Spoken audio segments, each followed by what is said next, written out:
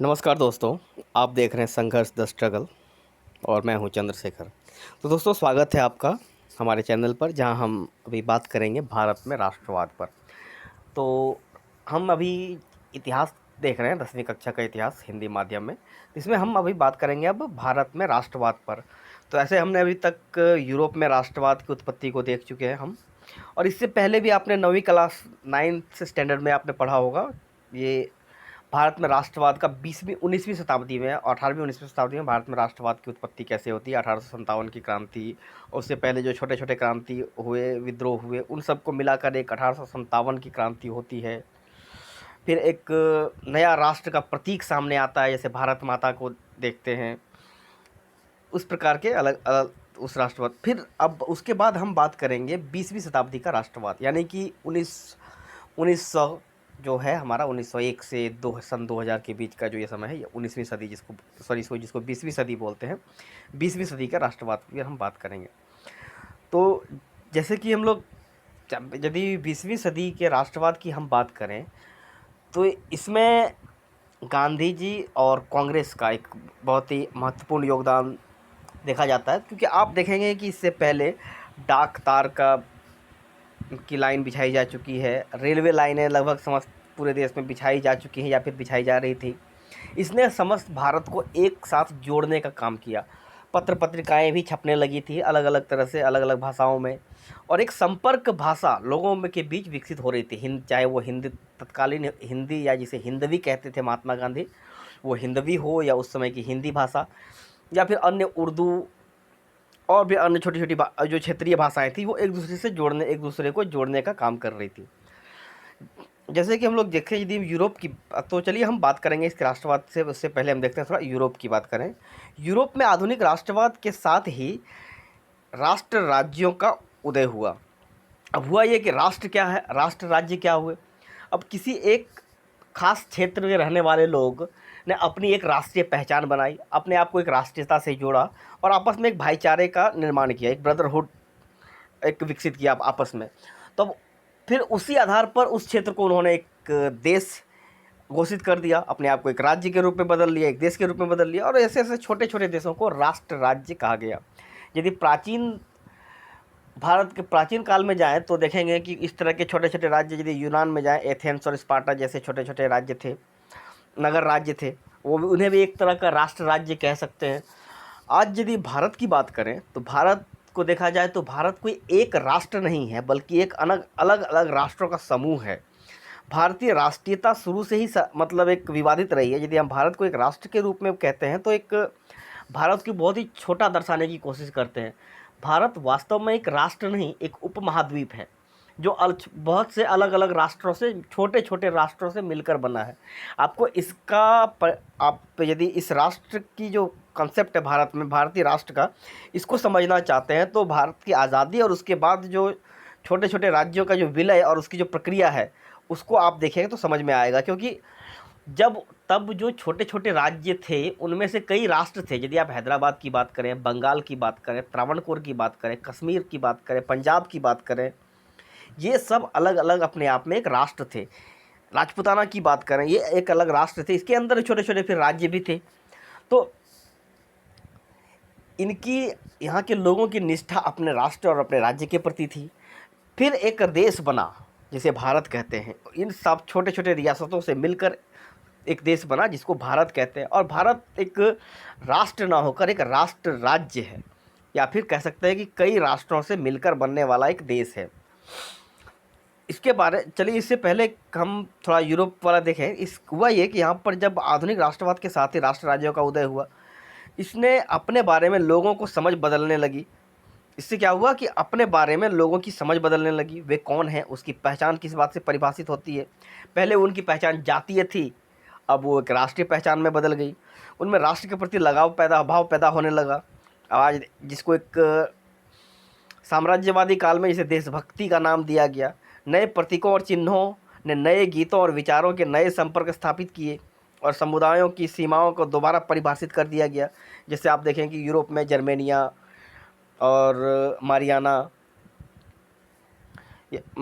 हुआ, मारियाना हुआ और ला इटालिया, इस तरह के नए नए प्रतीक आए, और फिर अलग अलग देशों के राष्ट्रगान बने। इसी दोबारा परिभाषित, ज़्यादातर देशों ने इन नई राष्ट्रीय पहचान को एक लंबी प्रक्रिया में हुआ, ये जो पहचान का जो निर्माण हुआ है काफ़ी लंबी प्रक्रिया में हुआ।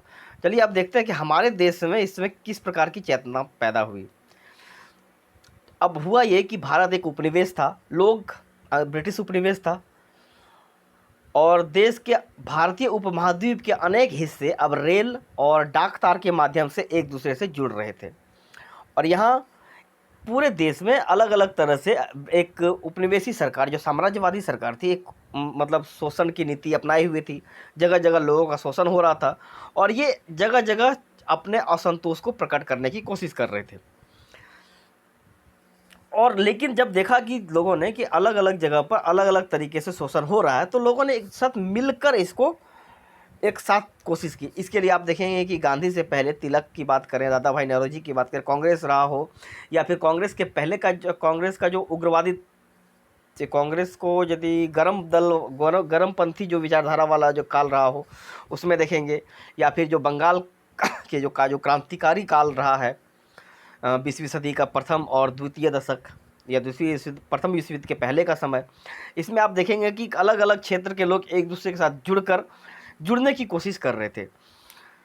औपनिवेशिक शासकों के खिलाफ संघर्ष के दौरान लोग आपसी एकता को पहचानने लगे थे। अब औपनिवेशिक जो सरकार है, जो ब्रिटिश सरकार थी, या फिर जो फ्रेंच थे, या फिर अलग अलग छोटे छोटे उपनिवेश थे जो कि अब नहीं बचे थे, एक मूलतः सिर्फ ब्रिटिश ही भारत में बचे थे और पूरे भारत पर ब्रिटिश का ही शासन था, आपसी एकता को पहचानने लगे थे कि उनको लग रहा था कि नहीं, हम एक जैसे हैं। चाहे पंजाब और बंगाल एक साथ आ रहे थे और दक्षिण भारत के राज्य उत्तर भारत साथ मिलकर काम कर रहे थे।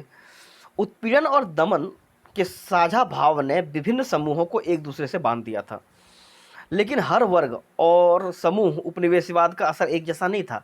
लेकिन वही यदि बात करेंगे कि बंगाल में और पंजाब में, इवन कि राजपूताना में और असम में, राजपूताना यानी कि आज का राजस्थान और असम में एक तरह का शोषण नहीं था, उनकी समस्याएं एक जैसी नहीं थी। हाँ, लेकिन ये बात था कि उनको शोषण करने वाला एक ही था।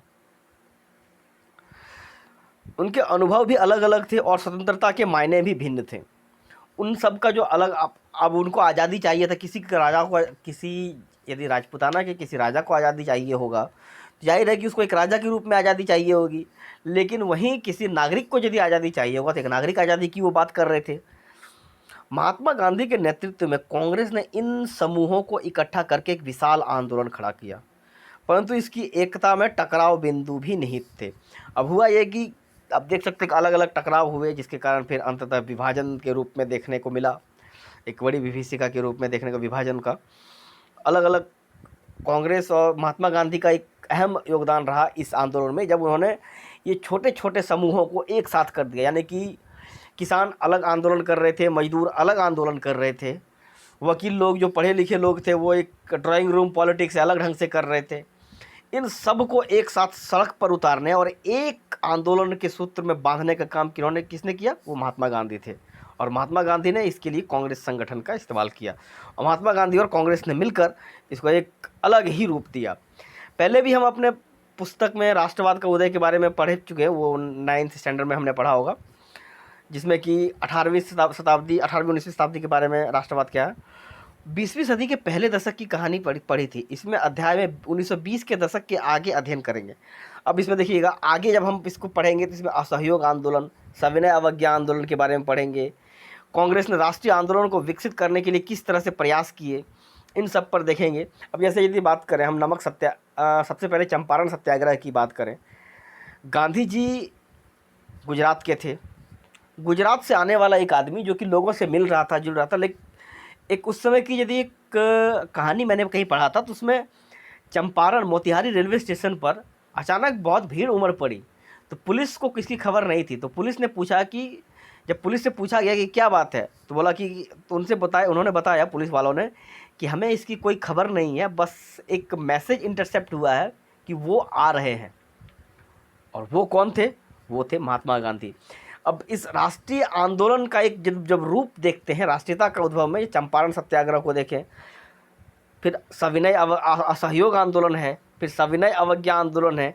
इस प्रकार देखेंगे कि कांग्रेस ने राष्ट्रीय आंदोलन को विकसित करने के लिए किस तरह से प्रयास किया। इस आंदोलन की अलग अलग जो सामाजिक समूह हैं किस तरह से हिस्सा लिया। राष्ट्रवाद के लोगों ने कल्पना को एक नई उड़ान दे दी। राष्ट्रवाद जो है, राष्ट्रवाद ने लोगों की जो कल्पना था, आज़ादी की जो कल्पना थी, उसको एक नई उड़ान दे दी। अब वो मानने लगे कश्मीर से कन्याकुमारी तक वो एक थे, उधर बलूचिस्तान से असम तक वो एक थे।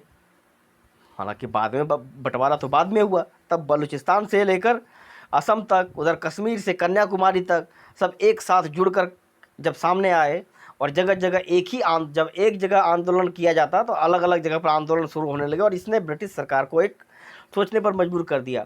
और इससे हुआ ये कि लोगों में आपसी बंधुत्व, एक दूसरे से जुड़ाव हुआ और एक राष्ट्र की भावना, एक देश की भावना, यानी एकता की भावना, या यूँ कहें कि जो आइडिया ऑफ इंडिया है, अनेकता में एकता की भावना का उदय हुआ। और इस प्रकार भारत में एक राष्ट्रीय चेतना की उत्पत्ति होती है। और तो चलिए हम आगे इस पर बात करेंगे, जिसमें हम जो अगला चैप्टर होगा हमारा, जिसमें हम बात करेंगे पहला विश्व युद्ध, फर्स्ट वर्ल्ड वॉर, खिलाफत और असहयोग पर। तो ये था दोस्तों आज हमारे भारत में राष्ट्रवाद के बारे में। अब आगे हम इस पर बात करेंगे पहला विश्व युद्ध, खिलाफत और असहयोग, क्योंकि पहला विश्व युद्ध जो होता है और खिलाफत आंदोलन और साथ में असहयोग, इन्होंने भी लोगों में राष्ट्रीय चेतना के विकास में काफ़ी अहम योगदान रहा है, बहुत ही महत्वपूर्ण योगदान दिया है। दोस्तों ये था आज का एपिसोड। तो मिलते हैं अब नेक्स्ट एपिसोड में, तब तक के लिए धन्यवाद।